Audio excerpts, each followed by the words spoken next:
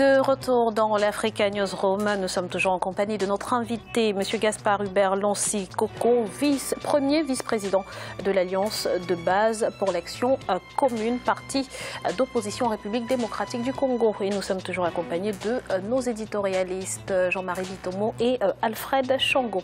Ouvrons sans plus tarder notre dossier du jour.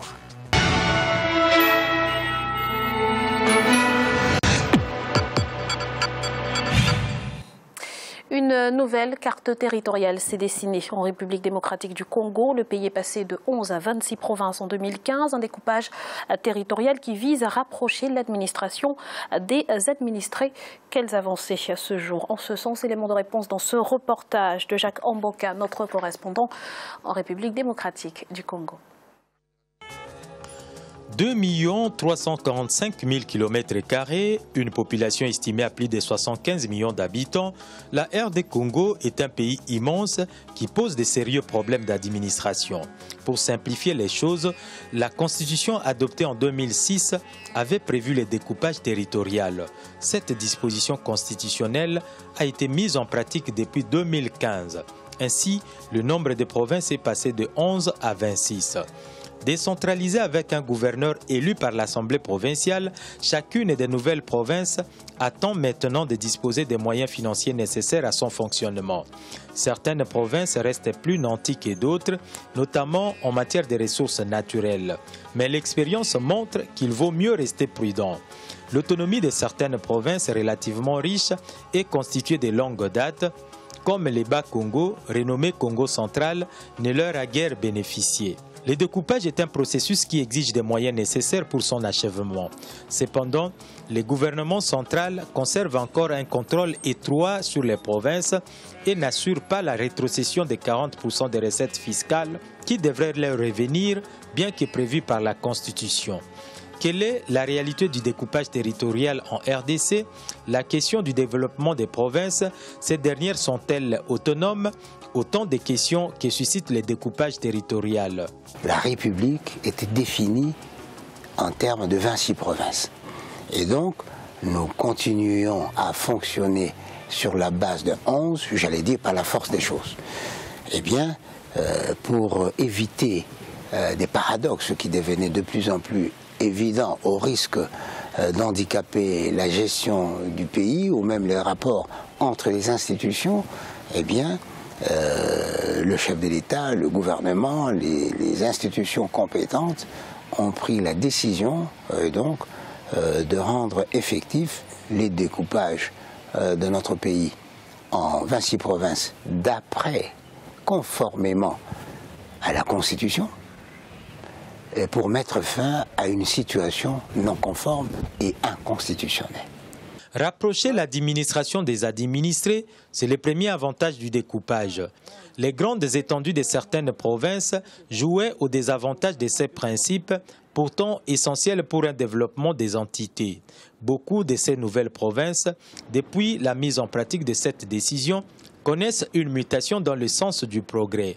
Pour une province telle que le Lualaba, démembrée de l'ex-Katanga, un constat du développement est perceptible depuis 2015. Riche en minerais, Kolwezi, l'une des grandes villes de l'ex-Katanga, faisait face à un manque d'infrastructures de base, notamment les routes. Devenu chef-lieu de la nouvelle province de Lualaba, Kolwezi est en train de se reconstruire. À mon arrivée, j'étais moi-même scandalisé que dans une ville comme Kolwezi, une ville minière prestigieuse de la République, qu'il n'y ait pas eu d'eau potable. 2 ans, 3 ans, 4 ans pour certains quartiers. Il était difficile pour un gouverneur qui habitait à 300 km de Kolwezi d'arriver à percer de telles réalités. La stratégie actuelle de rapprochement de l'autorité vis-à-vis de ses administrés, la stratégie qui a consisté à réduire les entités et à promouvoir la gouvernance de proximité, a ce mérite justement de palper de doigt les problèmes, d'identifier les réalités dans leur profondeur et d'y apporter progressivement des solutions.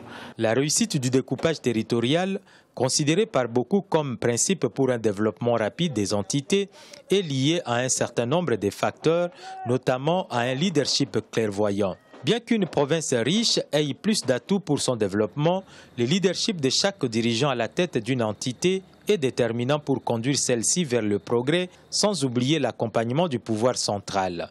Pourtant, la non-rétrocession de 40% des recettes par le gouvernement central reste encore l'un des obstacles qui rendent difficile le fonctionnement des nouvelles provinces. Mais là, je reviens encore sur le problème de péréquation.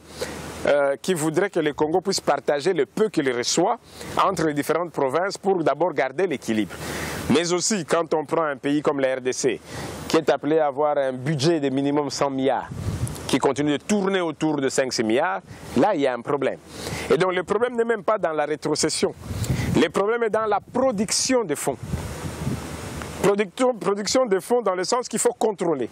La politique qui doit être assise avec des textes de loi, mais les lois qui doivent répondre à la République sont plutôt des lois qui sont très vite votées pour satisfaire souvent aux besoins individuels. Et donc la rétrocession en soi ne prendra forme que si nous revenons un peu dans l'idéologie de Mosé Kabila. L'autoprise en charge, le développement d'abord à la base. Au-delà de tous les avantages que procure le découpage territorial en RDC, certains, tout en soulignant sa nécessité, stigmatisent par ailleurs sa mise en pratique, estimant que la décision a été prise de manière précipitée et que le processus vers son exécution a été entaché d'irrégularités. Mais Joseph Kabila n'a pas voulu nous amener dans la décentralisation pour remettre exactement le pouvoir au peuple. Maintenant, il a dévié le principe de la décentralisation par ce principe de découpage. Alors que le découpage, on peut le trouver dans la décentralisation, tout comme dans la monarchie, tout comme dans la dictature, tout comme dans la pensée unique. Donc jusqu'à aujourd'hui, on n'a pas encore même entamé le débat sur la décentralisation au pays. Aujourd'hui, le gouverneur des provinces. On est allé même jusqu'à violer la Constitution, avoir des commissaires spéciaux. Où est-ce que c'est prévu dans la Constitution? Bien que toutes les provinces de la RDC ne soient pas riches au même titre, la décentralisation exige des nouvelles provinces des efforts de reconstruction afin de ne plus se fier aux infrastructures concentrées généralement dans les chefs-lieux des anciennes provinces. Les défis pour l'ensemble de ces nouvelles provinces restent la construction des infrastructures, des routes, des hôpitaux, des écoles, mais aussi la diversification de l'économie et la maximisation des productions locales, le tout reposant sur une rigueur dans la gestion de ces entités. Alors avant d'aborder la question du découpage territorial, peut-être déjà s'intéresser à l'actualité. Dans un communiqué diffusé ce mercredi, le président Joseph Kabila accuse l'opposition d'être responsable des récentes violences à Kinshasa. Que répondez-vous, monsieur Lancy Koko? La question qu'on doit se poser, pourquoi il y a eu violence? La violence est due au dialogue soi-disant national politique inclusif qu'a souhaité, à juste titre d'ailleurs, le président Kabila. Mais sauf que si, au moment de ces dialogues, vous excluez déjà des partis politiques qui ne pensent pas comme vous, et vous vous retrouvez entre vous, donc ça devient un monologue exclusif, ça pose problème. Si demain le peuple congolais n'accepte pas les résolutions de ces dialogues, ça sera pire encore ce qui est en train de se passer. Ce qui se passe dans ces pays, c'est que nous ne pouvons pas éviter un dialogue par rapport à la situation en cours. Mais ce dialogue ne peut pas être biaisé. C'est toute la problématique de ce qui se passe à la RDC. Et plus grave encore, quand vous êtes président de la République et qu'il y a eu des morts, vous n'allez pas envoyer un communiqué de presse qu'on lit à votre place. C'est à vous de venir devant la population et de leur parler sincèrement. Et il aurait pu rassurer les gens s'il parlait de sa situation. Qu'est-ce qu'il va faire le 19 décembre? Puisque le point crucial réside dans le glissement ou non du mandat présidentiel. Donc dès lors qu'il reste muet sur ce plan-là, il suscite encore la méfiance et attise la haine. Il met de l'huile sur le volcan qui risque de déstabiliser. Les bonnes circonstances, compte tenu des violences qu'il y a eu. Alfred, quelle lecture faites-vous de cette sortie du président Joseph Kabila? Je dirais que c'est déplorable. Il y a longtemps qu'il aurait dû prendre la parole lui-même devant le peuple congolais pour dire très clairement quelle est sa position par rapport à la Constitution, au respect de la Constitution, au délai constitutionnel. Mais depuis que Joseph Kabila est président de ce pays, depuis 2001, ce qu'on a constaté, c'est le manque de charisme. à la tête de l'État de ce pays-là, il y a une absence totale de leadership, absence totale de charisme, de sorte que il y a des centaines de morts liées à cette crispation, cette cristallisation autour de la fin de son mandat et du respect de la Constitution. Il aurait pu donner une indication très claire. Et que dit-il? Que n'a-t-il pas parlé des violences qui ont été faites par les forces de l'ordre contre les sièges des partis politiques, les arrestations?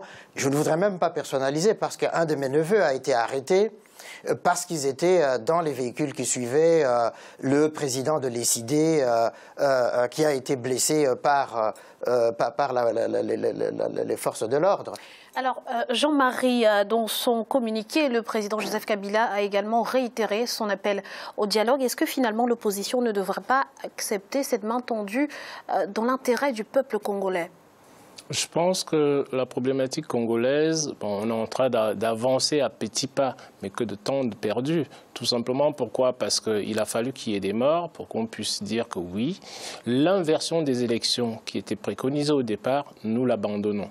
Alors que ce sont des échéances qui sont sues à l'avance. Ça voudrait dire quoi? Ça voudrait dire que dès 2011, vous avez l'Assemblée nationale qui devait contrôler la mise, si vous voulez, de côté de 250 millions de dollars pour pouvoir assurer les élections une fois qu'on aura atteint le terme. Cela n'a pas été fait. Bon, on parle maintenant, si vous voulez, du président Kabila. Mais moi, l'opposition congolaise aussi, je leur adresserai aussi, si vous voulez, certains reproches. Pourquoi est-ce que vous ne surveillez pas? On a mis en place des textes. C'est à vous de surveiller, si vous voulez, les représentants de la nation. Les accords qui ont été mis en place ont-ils été exécutés, oui ou non, par le pouvoir? Et c'est par là qu'il aurait fallu commencer. Cet argent-là, j'ai entendu, il y a certains Congolais qui se posent la question, cet argent-là qui était censé être mis de côté chaque année, 250 millions de dollars, où sont partis ces 250 millions de dollars-là? Mais ce n'est pas maintenant qu'il faut se lever. Il aurait fallu, si vous voulez, je sais que c'est très très difficile chez nous en Afrique, exercer un contrôle parlementaire beaucoup plus rigoureux. Monsieur Lonsi Koko, l'opposition congolaise peut-elle finalement tenir longtemps dans ce climat quasi insurrectionnel? D'une part, je rebondis sur ce que vient de dire Jean-Marie. Par rapport à l'opposition institutionnelle, il faut bien dire l'opposition institutionnelle qui siège à l'Assemblée, parce que tous les partis politiques d'opposition ne sont pas à l'Assemblée nationale. Effectivement, auraient dû en amont jouer leur rôle de parlementaires pour pouvoir monter au créneau par rapport à ça. Une élection, ça se prépare après l'élection passée. On pense déjà à d'autres échéances pour pouvoir les mettre en place. Vous interrompre, je crois que cette opposition qui siège à l'Assemblée nationale et au Sénat a joué son rôle. J'ai suivi un certain nombre de débats, mais simplement ils sont minoritaires. Et au fond, chaque fois qu'ils ont posé des textes, puisqu'ils sont minoritaires, le vote de la majorité a fait qu'ils sont passés par-dessus. Minoritaire à l'Assemblée, qu'on n'est pas majoritaire à l'extérieur. Oui, ça, c'est un. Et deuxièmement, monsieur, j'ai suivi aussi des travaux de cette opposition-là. Combien de fois ils ont boycotté les séances, ils se sont abstenus, laissant la place à la majorité présidentielle qui a fait passer tous les projets de loi. Ce n'est pas parce qu'on est minoritaire qu'on doit déserter les terrains. C'est votre travail, c'est votre travail. Parce que justement, quelle que soit la forme que cette opposition institutionnelle au Parlement a choisi d'utiliser, jamais ces recommandations ou ces observations n'ont été prises en compte. Merci Alfred, pardonnez-moi messieurs, il faudrait qu'on ait le temps quand même d'aborder le dossier du jour qui concerne le découpage territorial en République démocratique du Congo. Étiez-vous, monsieur Lonsi Koko, favorable à cette mesure de découpage territorial? Elle était prévue dans la Constitution depuis 2006, mais pourquoi est-ce qu'elle continue à diviser autant les Congolais? Mais il ne suffit pas de prendre des mesures pour que la situation soit résolue. Les problèmes de la RDC n'étaient même pas les découpages, c'était le désenclavement du pays. Comme le pays est enclavé, l'État est quasiment inexistant partout. Qu'est-ce qu'ils ont fait? Ils ont dit qu'on va procéder à un découpage pour que l'État soit présent partout. Mais sauf que si on regarde bien sur les papiers, pour moi, il s'agit plus d'une déconcentration que d'une décentralisation. La déconcentration, c'est-à-dire que l'État s'engage à déconcentrer une partie de ses administrations pour pouvoir être présent et essayer de faire passer toutes ces lois. Or, qu'est-ce qui se passe? En déconcentrant sans décentraliser, les entités découpées n'ont pas forcément une autonomie fiable. Et vous l'avez dit tout à l'heure que l'État prélève 60% enfin, les 100%, mais doit rétrocéder 40% aux provinces décentralisées découpées. Or, ces 40% ne sont jamais rétrocédés. Pourquoi? Tout simplement, comme ces entités n'ont pas les vrais pouvoirs qu'ils auraient dû avoir, ils se font avoir chaque fois. Alors que s'ils avaient l'autonomie pleine et entière, ils auraient pu garder leurs 40% et rétrocéder de 60% à l'État. Donc, et puis, deuxièmement, la chose la plus dramatique, c'est que dans un pays où l'État est inexistant, où la police et l'armée n'est pas tout à fait efficace, saucissonner les pays comme ça, avoir des petites entités, s'étendre un jour vers la balkanisation. Alfred, vous êtes d'accord, s'il vous plaît? On va prendre l'avis d'Alfred sur la question. Non, moi, je dirais, je poserais le problème autrement. C'est vrai qu'il y a la question de l'opportunité du découpage. Il n'y avait aucune nécessité de procéder aujourd'hui, ici et maintenant, à ce découpage. C'est une mesure qui est très électoraliste. On a voulu affaiblir un certain nombre de provinces où les gouverneurs qui étaient en place n'étaient plus favorables au pouvoir actuel en place et on a voulu diminuer leur pouvoir. Ça, c'est d'un. De deux, la question de la rétrocession, de la péréquation. Déjà, avec les 11 provinces existantes avant le découpage, l'État a failli à sa mission justement de redistribuer, de reverser ce différentiel de 40%. À un certain moment, un certain nombre de gouverneurs, il y en a eu à peu près 5 autour de Moïse Katumbi, s'étaient révoltés disant mais désormais ce que nous ferons, c'est nous retenons nos 40%, nous reversons à l'État les 60% qui le concernent. Et enfin, aujourd'hui, mais l'organisation de ce pays-là en 11 provinces n'excluait pas justement qu'il y ait des sous-entités dans chacune de ces provinces qui étaient des représentations de l'État au plus bas niveau. Et donc, il n'y a aucune raison objective de procéder à ce découpage aujourd'hui. Merci Alfred. Voici un bref rappel des titres qui ont été développés en début d'émission. Les mesures restrictives imposées au Zimbabwe sont des obstacles à la réalisation des objectifs de développement durable. C'est ce qu'a déclaré le président Robert Mugabe à la tribune de l'ONU ce mercredi. Et de son côté, le vice-président du Kenya, William Ruto, s'est dit inquiet de la situation en Somalie. Selon lui, le manque de financement de l'AMISOM pourrait remettre en question les avancées enregistrées contre le groupe terroriste Al-Shabaab. Nous allons à présent marquer une nouvelle pause. On se retrouve dans quelques instants pour la troisième partie de l'Africa Newsroom. A tout de suite.